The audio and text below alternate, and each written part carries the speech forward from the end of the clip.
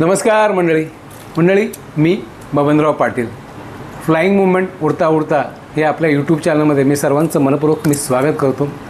मंडळी, आपण हा संपूर्ण एप्रिल महिना भारतरत्न सचिन तेंडुलकर यांना डेडिकेट केला आहे. आपण त्यांच्या लहानपणापासून ज्या आठवणीला आपण एक उजागर दिलेला आहे. त्यांचं लहानपण पाहिलं, त्यांच्या खोड्या पाहिल्या, त्यांचं रणजी, नंतर त्यांनी भारताच्या टेस्टमध्ये कसा प्रवेश केला, अब्दुल कादरची कशी धुलाई केली, अशा अनेक छोटे मोठे प्रसंग आपण पाहत आता आपण पुढे चाललेलो आहे. पण दादा, मला काही प्रश्न विचारण्याच्या अगोदर मला स्वतःला काही प्रश्न आहेत, त्याची जर उत्तरं तुम्ही बघा. म्हणजे सगळ्यात प्रथम सचिनचं एक स्वप्न होतं काय की त्याला विश्वकप असा हातात धरायचं होतं, तर ते एक त्याचं स्वप्न होतं. हां, आणि प्रत्येक मनुष्याच्या आयुष्यामध्ये मग समर्थांचं एक हे आहे की जनी सर्व सुखी असा कोण आहे रे, विचारे म्हणा तू तर शोधू न पाय. भले तो सचिन तेंडुलकर असला, पण त्याला दुःख होतं. हे दुःख म्हणजे काय, त्याचं शारीरिक जे दुखणी होती तो बॅड पॅच होता. म्हणजे त्या बॅड पॅचच्या वेळी त्याचं स्वप्न कसं पूर्ण झालं. नंतर महत्त्वाची गोष्ट म्हणजे त्याच्या भाग्यामध्ये एक अशी गोष्ट होती की त्याचा निरोप समारंभ खूप झाला, सुंदर झाला. म्हणजे त्याचं भाषण हे अजूनही मला आठवतं, ते अजूनही काळजाला भिटणं आहे. ह्या सगळ्या प्रश्नांची उत्तरं आता दादा तुम्ही द्या. आणि सर्वात शेवटी एक प्रश्न माझ्यापुढं उपस्थित झाला की सचिन रिटायर्ड झाल्यानंतर करणार काय, लोकांना प्रश्न पडतो. हे 4 प्रश्न मी एकाच वेळी तुमच्यावर अगदी बाउन्सर टाकलेले आहेत काय. आता त्याची सविस्तर तुम्ही उत्तर द्यावी ही विनंती. कसं आहे त्याला की बॅड पॅच प्रत्येक खेळाडूमध्ये येतो. आणि सचिनच्या आयुष्यामध्ये जी बॅड पॅच आली ते एवढे बॅड होती म्हणजे वर्स अगदी म्हणता येईल की मला वाटलं साधारणतः 99 साली त्याच्या वडिलांचं निधन झालं. म्हणजे म्हणजे आमच्या वडिलांचं निधन झालं. आणि सचिनचं आणि वडिलांचं अतिशय बॉन्डिंग होतं, अत्यंत. म्हणजे हे कुडंट मिस हिज फादर. पण तरीसुद्धा आईच्या सांगण्यावरून तो फक्त 1 दिवस राहून तो परत गेला वर्ल्ड कपला. आणि त्यांनी शतक मारलं तिथे गेल्या आणि ते वडिलांना वाहिलं. तो फार मोठा धक्का होता, कारण तो मैदानात जरी क्रिकेट खेळत असला तरी जेव्हा तो खोलीत जायचा एकटा, तेव्हा असं दुःख तो पचवत होता त्यावेळेस. त्याबरोबरच त्याच्यानंतर त्याला जे पाठीचं दुखणं आलं ते इतकं भयानक होतं की मला तर मी प्रत्येक वेळा इथे नव्हतो, परंतु एकदा मी पेपरमध्ये वाचलं होतं आणि त्यात त्यांनी अक्षरशः आपल्या चाहत्यांकडे प्रार्थना केली होती की प्रे फॉर मी, माझ्यासाठी प्रे करा म्हणून सांगण्याची इथपर्यंत त्याची वेळ आली होती. म्हणजे इतकं त्याचं पाठीचं दुखणं होतं. पण हे सर्व ओव्हरकम करून झाल्यानंतर त्याचं परत खांद्याचं दुखणं होतं, हातांचं दुखणं होतं. आणि नंतर टेनिस एल्बो हा प्रकार चालू झाला होता. तो 2000 4 का 5च्या सुमारास होता. त्यावेळेस मी त्याला भेटायला एकदा गेलो होतो आणि मला आठवतं आहे की त्याला कॉफीचा कप उचलता येत नव्हता. चिंता निर्माण झाली होती की मध्ये जरा थांबवतो. कॉफीचा मग म्हणजे जो व्यक्ती 2.5 किलोच्या बॅटनी खेळायचा, त्याला साधा 250 ग्रामचा कप उचलता येत होता. त्यामुळे असे चिंताग्रस्तता निर्माण झाली होती की ह्याच्या पुढे कसं होणार. आणि त्यावेळेस तो असा त्याचं एक आहे की तो बोलत असला तरी सुद्धा एकीकडे दुसरं काम करत असतो. तसा हातांचा एक्सरसाइज व्यायाम तो सामान्य करेल, म्हणजे असं उघडबीट वगैरे असं करणं असे तो करत होता. मध्येच कधी असे लाईट असे पुशअप मारत होता. त्या मनात एक चिंता निर्माण झाली होती. पण अर्थातच मी पण फ्लाईंग करत असल्यामुळे मलाही तसं तेवढा वेळ नव्हता. पण मध्ये कुठे दिल्लीला किंवा त्रिवेंद्रमला असं TV न्यूजमध्ये बघताना तो आता नेट्समध्ये बॅटने बॉल अडवतो आहे. मग हळूहळू तो बॉल 22 यार्डच्या थोडा पुढे पुढे ढकलतो. जातोय, त्याच्यानंतर हळूहळू तो बाउंड्री लाईनपर्यंत जातोय. असं करत करत नंतर जाणवलं की तो चक्क टेस्टमध्ये परत आलेला आहे. म्हणजे अच्छा. त्यांनी त्याच्यावरही मात केली गेली. आणि त्याच्यानंतर तो 2007मध्ये तो रिटायरमेंट घेण्याच्यापर्यंत गेला होता. परंतु विवियन रिचर्ड्सच्या सांगण्यावरून सर विवियन रिचर्ड सांगण्यावरून त्यांनी 2011चं वर्ल्ड कप खेळायचं आणि अजितने पण त्याला इन्स्पायर केलं होतं की 2011चा वर्ल्ड कप आहे तो डोळ्याचा म्हणून ठेव. ते एक सचिनचं फार मोठं स्वप्न होतं. कारण 1983 साली कपिल देवने जेव्हा वर्ल्ड कप जिंकला होता ते त्याचं इन्स्पिरेशन होतं. आणि त्याच्यानंतर तो 5 वर्ल्ड कप खेळला होता. पण ते त्याचं स्वप्न पूर्ण झालेलं नव्हतं. आणि त्यामुळे 2011 साली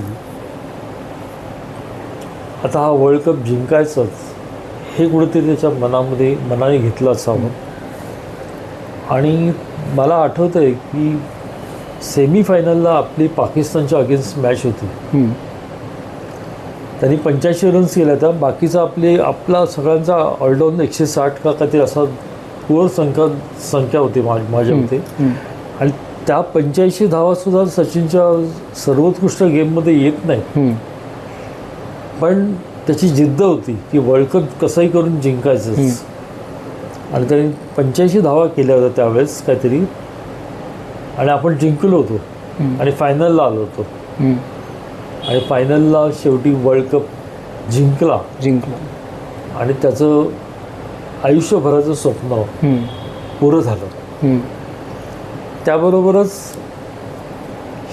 त्याचं 100 शतकांचं शतक हे स्वप्नही पुरं झालं.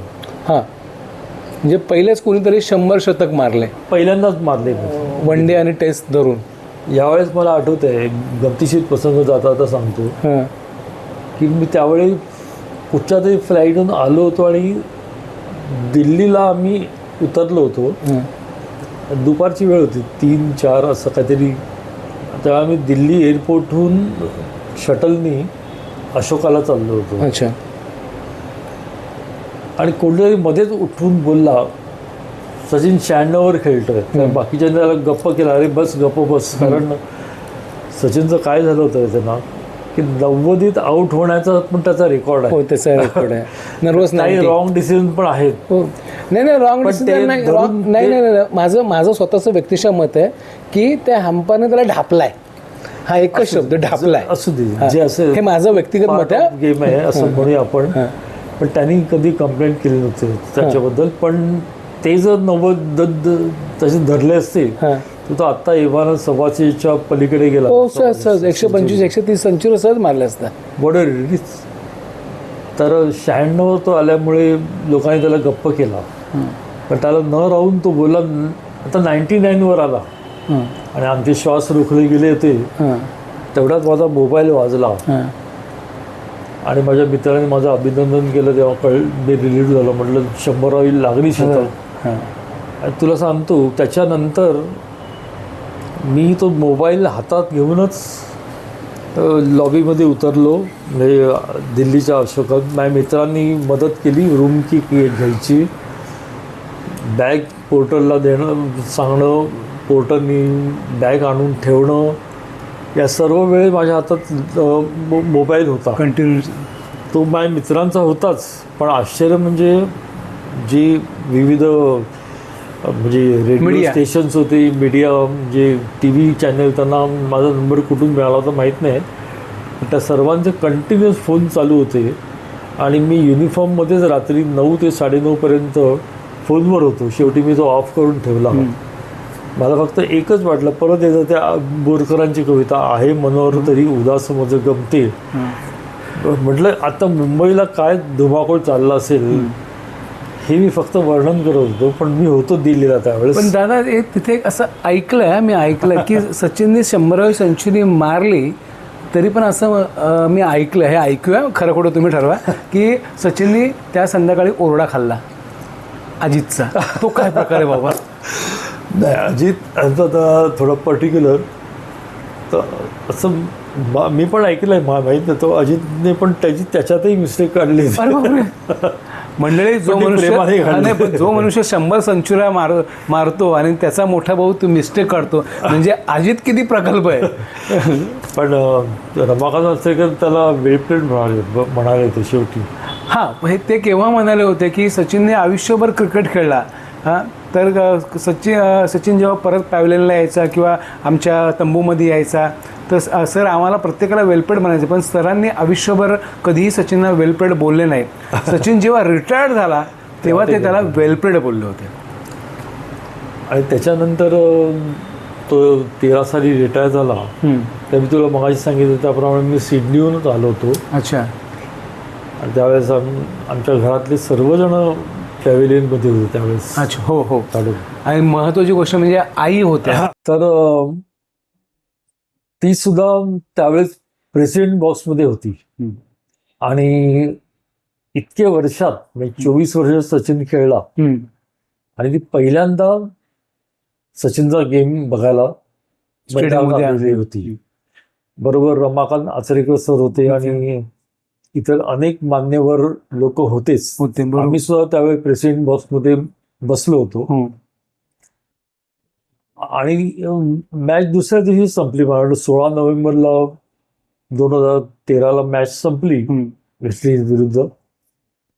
आणि त्यावेळेस सचिनने जाऊन, तो एक फार हृदय असा प्रसंग होता की सचिनने जाऊन मैदानाला विकेटला नमस्कार करून हे केला. म्हणजे ज्या 22 यार्डच्या मैदानाने त्याला एवढं हे जीवन दिलं, तिथून त्याची कारकीर्द तयार झाली. त्याच्याबद्दल कृतज्ञता व्यक्त करण्यासाठी त्यांनी त्याला नमस्कार केला. त्यांनी अनेकांची मने हेलावून गेली. आणि त्यानंतर त्यांनी त्याला जो एक भाग्याचा क्षण म्हणता येईल की जिथून त्याने सुरुवात केली क्रिकेटला, तिथेच त्याला निरोप मिळाला, संधी मिळाली. आणि त्यावेळेस ते भावपूर्ण जे भाषण केलं, त्या लोक अक्षरशः रडले. कारण परत त्यांचा सचिन, जे सचिन करत असतात, त्यांचा सचिन परत मैदानाला खेळायला बघायला मिळणार नव्हता. म्हणून यानंतर मी घरी आलो. मी त्यावेळी इथेच होतो, याच जागेत होतो, फक्त हा कोर्स वेगळा आहे एवढं. आणि मी इथे कडेला बसलो, आकाशात म्हटलं आता इतके वर्ष, आपण 24 वर्ष, म्हणजे 1/4 सेंचुरी झाली. 24 वर्ष आपण बघत आलो. आणि थोडक्यात दोन तप आपण सचिन बद्दल ऐकत आलो, सचिनचा गेम बघत आलो. आणि आता कसं एकदम असं उकबक वाटत होतं, म्हणजे असं रिकाम वाटत होतं आणि उदासपणा आला होता. आणि तेवढ्यात फोन आला आणि मला कळलं की सचिनला भारतरत्न मिळाला. क्या बात आहे. आणि म्हटलं ही दोन्ही गोष्टी ऍट ए टाइम, एकाच वेळेस. भारतरत्न म्हणजे अगदी आपण आयसिंग ऑन द केक किंवा मुकुटावरचं मोरपीस, बरोबर, तसा आनंद मला झाला. आणि हा शेवट अतिशय गोड झाला. म्हणून मी त्या भारतीय गव्हर्नमेंटचे सुद्धा आभार मानतो, लोकांचे आभार मानतो. कारण लोकांनी त्याच्यावर अमाप प्रेम केलेलं आहे.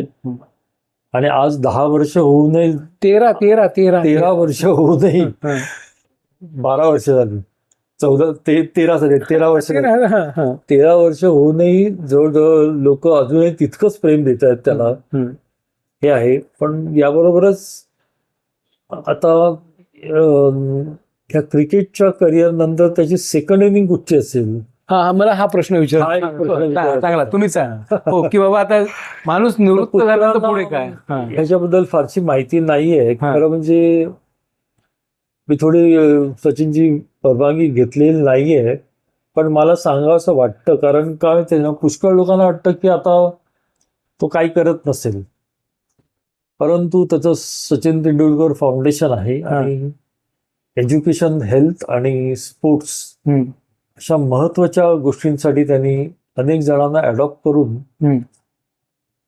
तो क्रिकेट कल्चर निर्माण करतोय इंडियामध्ये. आणि हे एक मोठं काम आहे. हो.